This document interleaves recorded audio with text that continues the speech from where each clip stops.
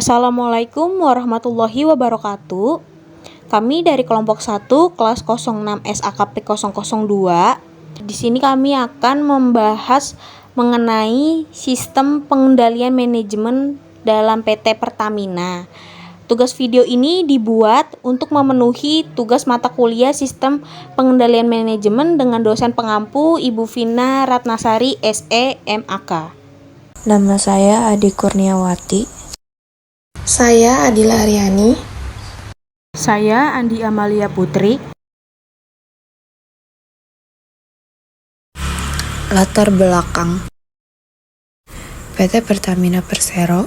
PT Pertamina Persero merupakan salah satu perusahaan besar BUMN di Indonesia yang bergerak di bidang perminyakan. Bisnis ini yang dijalankan oleh PT Pertamina Persero ialah pengolahan minyak yang dimulai dari hulu hingga hilir dan pemasaran. PT Pertamina Persero merupakan perusahaan pertambangan minyak dan gas bumi milik negara. PT Pertamina Persero merupakan salah satu perusahaan yang paling berpengaruh terhadap laju perekonomian negara Indonesia. Banyak perusahaan-perusahaan di Indonesia yang membutuhkan suatu bahan hasil dari pengolahan minyak yang dijalankan oleh PT Pertamina Persero untuk menjalankan bisnisnya. PT Pertamina adalah perusahaan minyak dan gas bumi yang dimiliki pemerintah Indonesia atau National Oil Company yang bergerak sejak tanggal 10 Desember 1957 dengan nama PT Permina. Pada tahun 1961, perusahaan ini berganti nama menjadi PN Permina dan setelah merger dengan PN Pertamin di tahun 1968 namanya berubah menjadi PN Pertamina dengan bergulirnya Undang-Undang Nomor 8 Tahun 1971 sebutan perusahaan menjadi Pertamina. Sebutan ini tetap dipakai setelah Pertamina berubah status hukumnya menjadi PT Pertamina Persero pada tanggal 17 September 2003 berdasarkan Undang-Undang Republik Indonesia Nomor 22 Tahun 2001 pada tanggal 23 November 2001 tentang minyak dan gas bumi. Selanjutnya yaitu tujuan. Tujuan yang pertama, untuk mengetahui peran sistem pengendalian manajemen dalam operasional perusahaan PT Pertamina.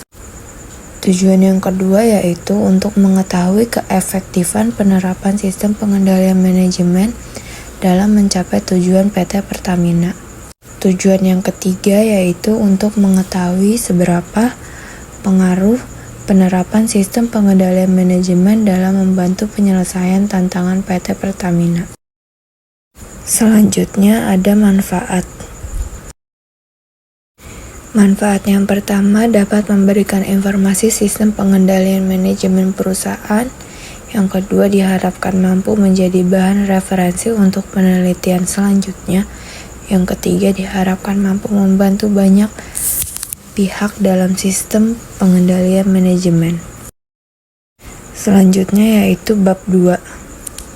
Bab 2 di sini membahas tentang profil sejarah singkat PT Pertamina, visi dan misi tujuan, tata nilai perusahaan, struktur organisasi, penganggaran dan keuangan, perencanaan strategis dan operasional, pelaksanaan dan pengukuran kinerja, pengawasan dan evaluasi kinerja. Selanjutnya yaitu profil sejarah singkat PT Pertamina. Sejarah singkat PT Pertamina. Pertamina adalah perusahaan energi terintegrasi Indonesia yang terus berinovasi dan berupaya maksimal untuk menghidupkan energi selama lebih dari 6 dekade. Pertamina secara konsisten memperluas keunggulan dalam setiap eksplorasi, produksi, dan aktivitas bisnis lainnya. Untuk menyediakan energi ke seluruh dunia, Pertamina mengirimkan energi ke kota-kota perbatasan terpencil. Pertamina juga bersemangat untuk berkolaborasi dengan masyarakat global demi mewujudkan transisi energi untuk mencapai tujuan bersama dunia dalam menurunkan pemanasan global dan mencapai keberlanjutan energi. Yang pertama ada sejarah Pertamina itu dimulai pada tahun 1957. Pada 10 Desember 1957, perusahaan tersebut berubah nama menjadi PT Perusahaan Minyak Nasional atau disingkat sebagai Permina. Tanggal ini diperingati sebagai lahirnya Pertamina. Hingga saat ini, pada 1960, PT Permina berubah status menjadi perusahaan negara atau PN Permina. Kemudian PM Permina bergabung dengan PM Pertamin menjadi PM Pertambangan Minyak dan Gas Bumi Negara atau Pertamina pada 20 Agustus 1968.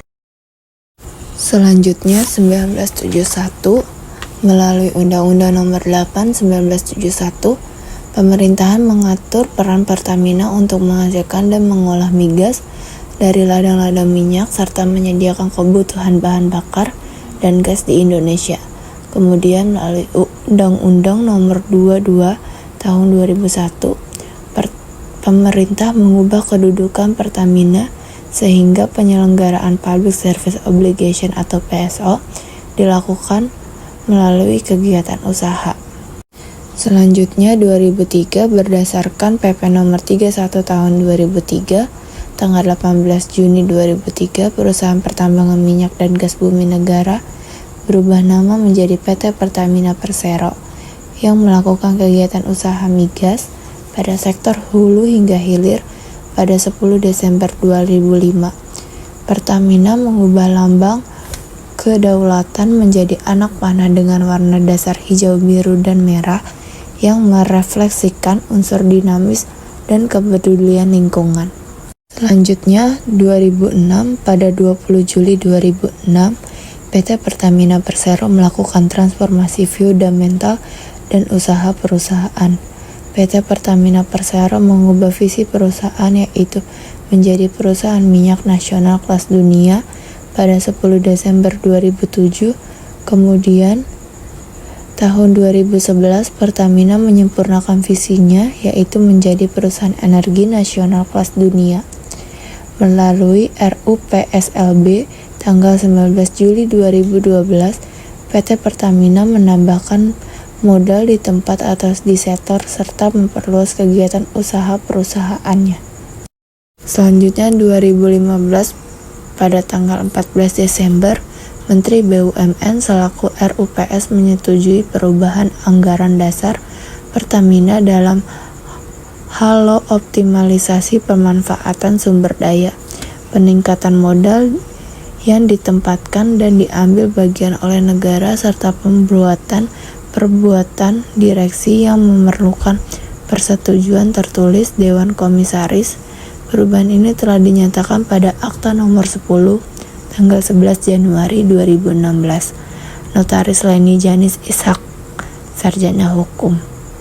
Selanjutnya 2016, pada tanggal 24 November, Menteri BUMN selaku RUPS sesuai dengan SK BUMN nomor S690-MBU-11-2016 menyetujui perubahan anggaran dasar Pertamina terkait dengan komposisi direksi dan Dewan Komisaris.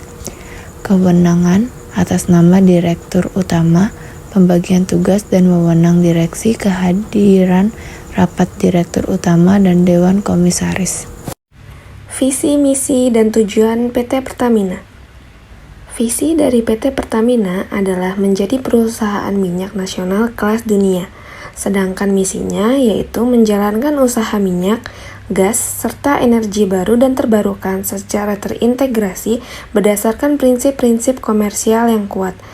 Tujuan dari PT Pertamina adalah melaksanakan dan menunjang kebijakan dan program pemerintah di bidang ekonomi dan pembangunan nasional pada umumnya, serta mengoptimalkan sumber daya perseroan untuk menghasilkan produk berkualitas dan berdaya saing, serta meningkatkan nilai dan keuntungan sesuai prinsip perseroan terbatas.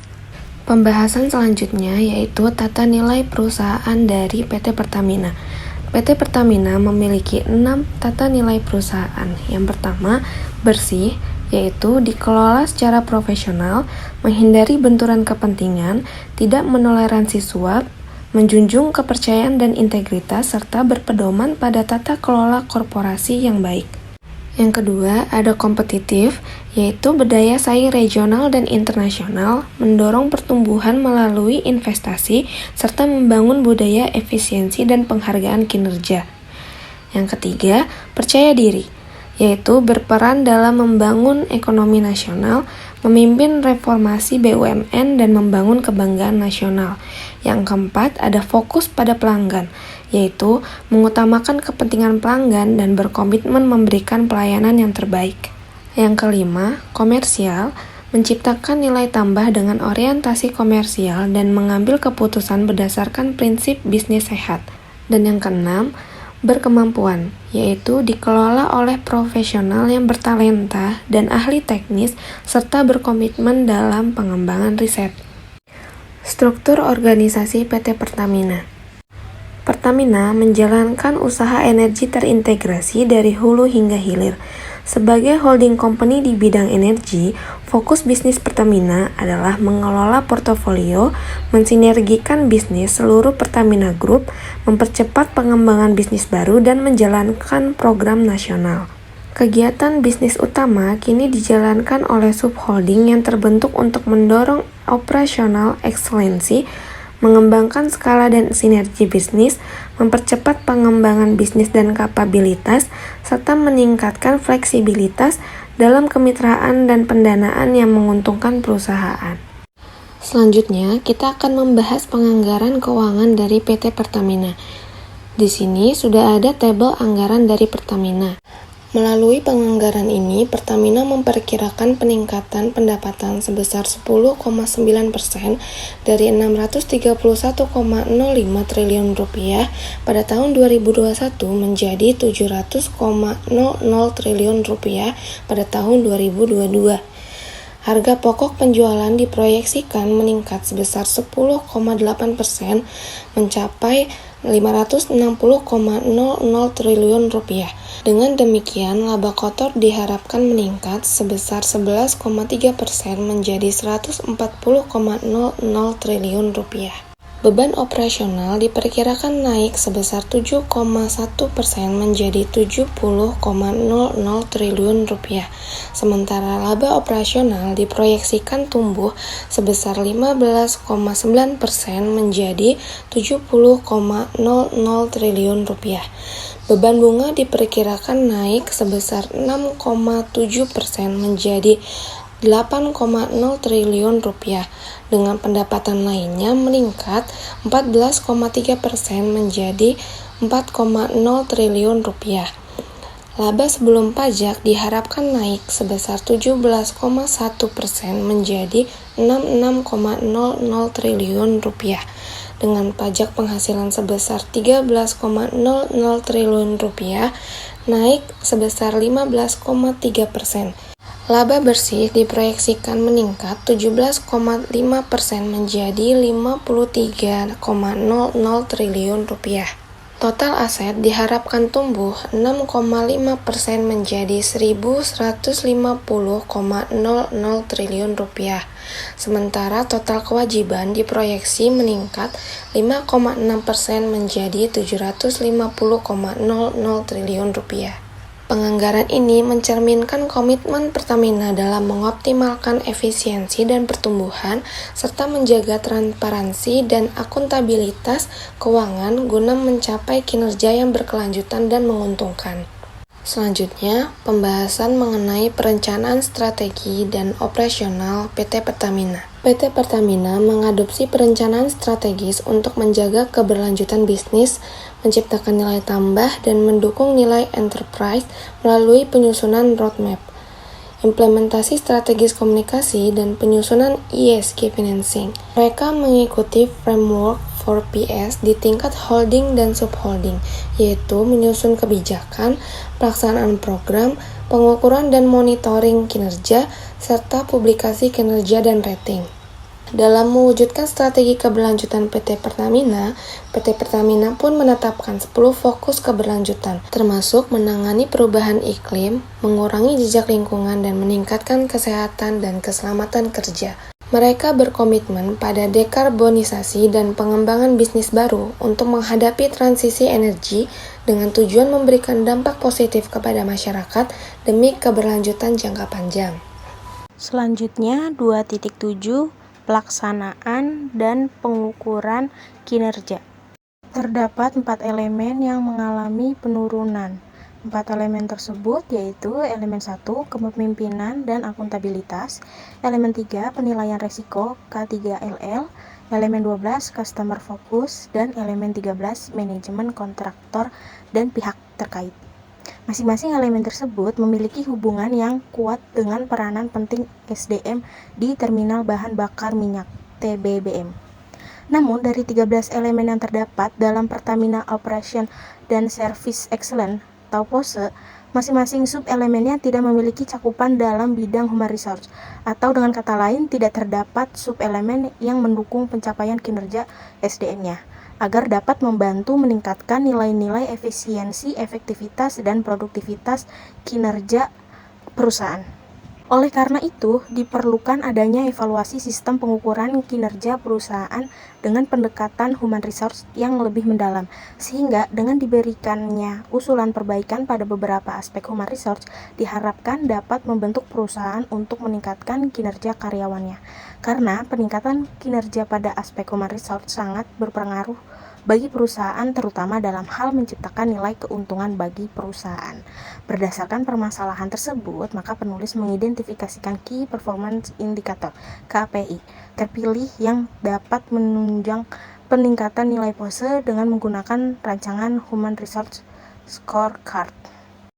Terdapat beberapa langkah yang dapat dilakukan dalam peningkatan kinerja karyawan dengan mengimplementasikan metode Human Resource Scorecard.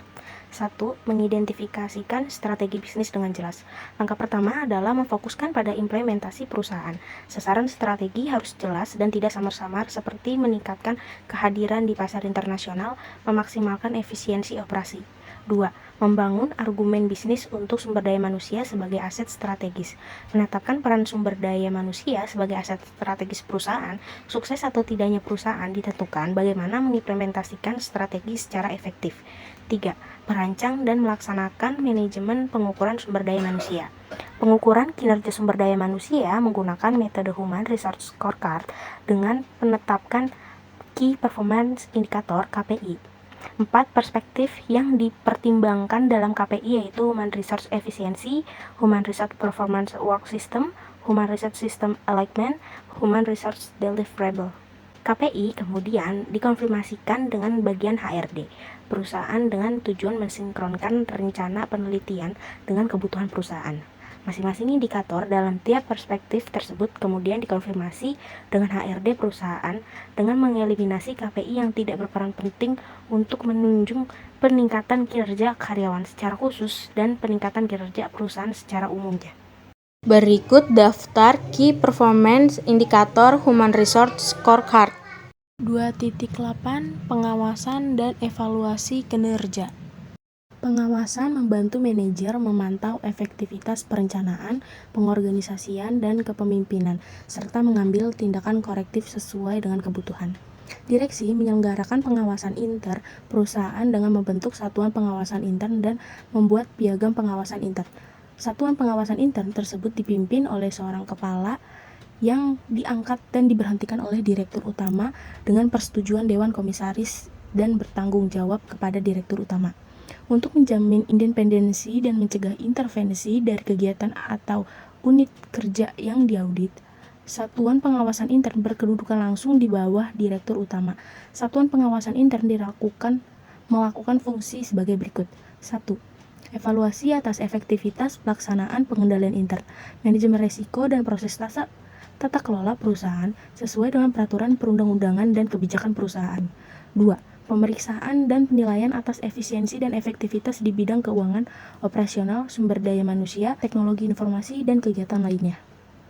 Satuan Pengawasan Intern Perusahaan menjalankan tugas dan tanggung jawab sebagaimana tertuang dalam Piagam Internal Audit Pertamina yang antara lain adalah melaksanakan kegiatan asuransi dan konsulting di seluruh unit kerja Pertamina. Pengawasan di sini dilakukan oleh PT Pertamina sebagai BUMN pembina yang bertanggung jawab terhadap hasil kegiatan dan keuangan yang dilaksanakan, sehingga segala bentuk laporan memang harus sesuai dengan SOP dari Pertamina. Namun, untuk keberadaan laporan keuangan sendiri tidak jadi satu dengan Pertamina. Sistem pengawasan di Pertamina menggunakan sistem MAISAP dan PKBL sendiri menggunakan sistem web online melalui gabungan sinergi dengan BUMN lain sebagai BUMN penyalur dana pinjaman. Dalam melaksanakan pengendalian internal piutang yang dimaksimalkan oleh PT Pertamina pada program kemitraan dan binaan lingkungan, pasti ditemukan beberapa kendala dalam pelaksanaannya. Hal ini biasanya dikarenakan adanya komunikasi serta kurang mematuhi prosedur yang berlaku. Pada pelaksanaannya, pengendalian internal dari PT Pertamina sudah dimaksimalkan sesuai prosedur yang ada sehingga tidak keluar dari jalur TKO yang disusun. Namun, secara kenyataannya masih ada beberapa kendala terkait sistem yang diberlakukan oleh perusahaan pada PKBL. Secara umum, istilah evaluasi dapat disamakan dengan penaksiran, pemberian angka, dan penilaian.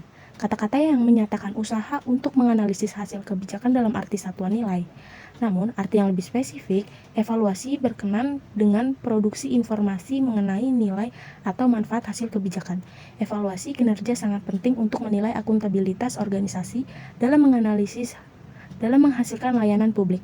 Akuntabilitas bukan sekedar kemampuan untuk menunjukkan bagaimana uang dihasilkan belanja publik, namun juga mencakup apakah uang tersebut dibelanjakan ekonomis, efektif, dan efisien. Kompensasi pekerja adalah segala jenis angsuran atau penghargaan yang diberikan kepada perwakilan dan muncul dari bisnis pekerja. Memberikan bayaran adalah salah satu elemen eksekusi MSDM yang terhubung dengan berbagai hadiah individu sebagai imbalan untuk melakukan tugas hierarkis. Kompensasi merupakan pengeluaran utama atas kemampuan atau kerja dan kesetiaan dalam bisnis perusahaan di abad ke-21. Dalam memberikan kompensasi kepada pekerja, organisasi pada awalnya melakukan eksekusi dengan membuat kerangka evaluasi prestasi yang adil. Framework ini umumnya membuat standar evaluasi bagi setiap perwakilan yang ada. Misalnya mulai dari berapa banyak pekerja yang bisa diselesaikan, kecepatan kerja, korespondensi dengan spesialis lain, perilaku, informasi pertunjukan, dan lain-lain. Kinerja karyawan yang rendah menjadi salah satu permasalahan yang banyak ditemui di dalam organisasi. Rendahnya kinerja karyawan akan berdampak kurang baik bagi perkembangan organisasi. Hasil penilaian kinerja mempengaruhi kerja karyawan. PT Pertamina biasanya melakukan evaluasi kerja sekali atau 2 kali dalam setahun. Evaluasi kinerja dilakukan setahun sekali itu hanya berlaku untuk staf biasa. Namun, kalau penilaian kinerja dilakukan setahun 2 kali hanya untuk kalangan manajer dan dewan direksi. Hasil penilaian kinerja menjadi dasar pengambilan keputusan di bidang ketenagakerjaan seperti promosi, pemberian bonus, kenaikan gaji, penerapan disiplin, pelatihan, dan pemutusan hubungan kerja. Pada PT Pertamina, tujuan pemberian kompensasi berdasarkan teori Yani dan Priyansa adalah 1. Penghargaan terhadap perilaku yang diinginkan. Dengan memberikan kompensasi kepada pekerja, hal ini perlu guna untuk penilaian kinerja di akhir tahun. Dari nilai tersebut dapat dilihat untuk kenaikan upah dan pemberian intensif di tahun berikutnya. 2. Mempertahankan karyawan yang ada. Apabila kompensasi yang diberikan menarik, maka akan membuat para pekerja merasa nyaman bekerja di perusahaan, sehingga dapat mencegah terjadi turnover pekerja. 3. Memperoleh personal yang berkualitas. Apabila ingin mendapatkan pekerja yang bagus dan berkualitas sesuai dengan kompetensi yang dibutuhkan, maka kompensasi yang diberikan kepada pekerja juga harus bagus. 4. Mengikuti aturan hukum. Pada PT Pertamina, memberi kompensasi kepada pekerja dilakukan untuk mengikuti aturan hukum yang dikeluarkan oleh pemerintah melalui Undang-Undang Ketenagakerjaan Nomor 13 Tahun 2003, sehingga kompensasi yang diberikan oleh perusahaan kepada pekerja sesuai dengan terdapat di dalam Undang-Undang Ketenagakerjaan. 5. Motivasi. Pemberian kompensasi kepada pekerja, maka hal tersebut dapat memberi motivasi pekerja dalam bekerja sehingga hasil kinerja pekerja dapat meningkat. Masuk ke bab 3, yaitu perbandingan kondisi dan teori.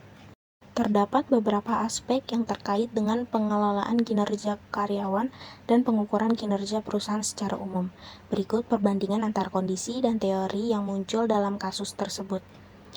Pengukuran kinerja karyawan. Situasi saat ininya, evaluasi kinerja karyawan dilakukan setahun sekali untuk staf biasa dan 2 kali setahun untuk manajer dan dewan direksi.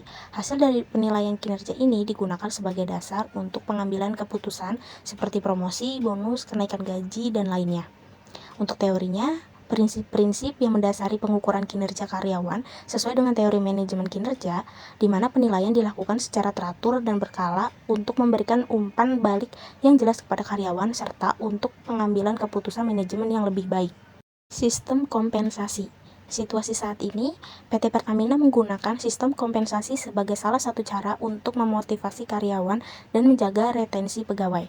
Kompensasi diberikan sebagai penghargaan terhadap perilaku yang diinginkan untuk mempertahankan karyawan yang ada, mendapatkan personal yang berkualitas, mengikuti aturan hukum, dan memberi motivasi. Teorinya, prinsip-prinsip kompensasi yang digunakan dalam kasus PT Pertamina sesuai dengan teori motivasi dan manajemen sumber daya manusia. Kompensasi digunakan sebagai alat motivasi yang penting dalam mempertahankan karyawan, meningkatkan kinerja, dan memenuhi persyaratan hukum. Pengukuran kinerja perusahaan. Situasi saat ini. PT Pertamina menggunakan berbagai metode pengukuran kinerja perusahaan, termasuk pengukuran Balance Scorecard dan Human Resource Scorecard. Melalui pengukuran kinerja ini, PT Pertamina berusaha untuk memastikan efisiensi operasional, keselarasan dengan tujuan strategis, dan pertumbuhan berkelanjutan. Pada teorinya, pendekatan pengukuran kinerja perusahaan seperti Balance Scorecard dan Human Resource Scorecard sesuai dengan teori manajemen strategis yang menekankan pentingnya memetakan strategi perusahaan ke dalam indikator kinerja yang terukur dan memonitor pencapaian tujuan secara sistematis. Pengendalian intern. Situasi saat ini. PT Pertamina memiliki sistem pengawasan intern yang melibatkan satuan pengawasan intern untuk mengevaluasi efektivitas pelaksanaan pengendalian intern, manajemen risiko, dan proses tata kelola perusahaan. Pengawasan intern ini juga mencakup pemeriksaan dan penilaian atas efisiensi dan efektivitas di berbagai bidang. Teorinya, sistem pengawasan intern yang diterapkan oleh PT Pertamina sesuai dengan prinsip-prinsip pengendalian internal yang bertujuan untuk memastikan akuntabilitas organisasi, mencegah penyimpangan, dan meningkatkan efektivitas operasional. Dalam perbandingan antara kondisi dan teori yang ada, dapat dilihat bahwa PT Pertamina telah menerapkan beberapa konsep dan prinsip manajemen kinerja dan sumber daya manusia yang relevan dengan teori yang ada. Namun, masih terdapat tantangan dan peluang untuk terus meningkatkan sistem pengukuran kinerja, sistem kompensasi, dan pengelolaan kinerja karyawan secara menyeluruh sesuai dengan prinsip-prinsip terbaik dalam manajemen sumber daya manusia. Penerapan sistem manajemen kinerja sumber daya manusia yang komprehensif dapat membantu PT Pertamina untuk meningkatkan kinerja pegawai dan efektivitas organisasi. Kartu skor sumber daya manusia adalah kerangka kerja berharga yang dapat digunakan untuk mengevaluasi dan mengukur efektivitas program dan inisiatif sumber daya manusia.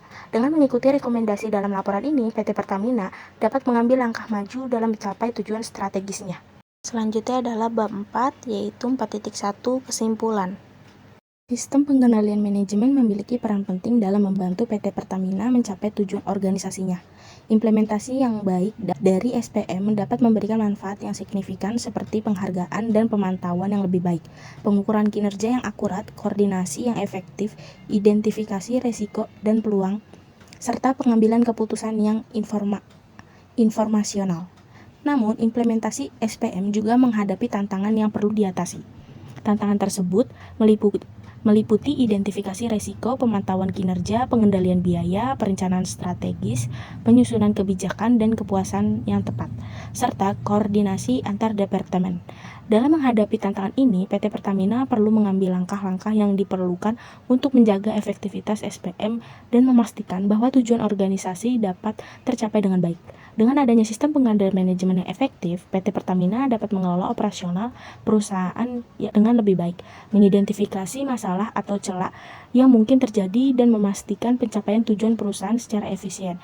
Dengan demikian, SPM menjadi salah satu aspek penting dalam menjaga keberhasilan dan keberlanjutan PT Pertamina sebagai perusahaan energi yang besar dan kompleks. Beberapa kesimpulan dari penjelasan yang telah dipaparkan. 1.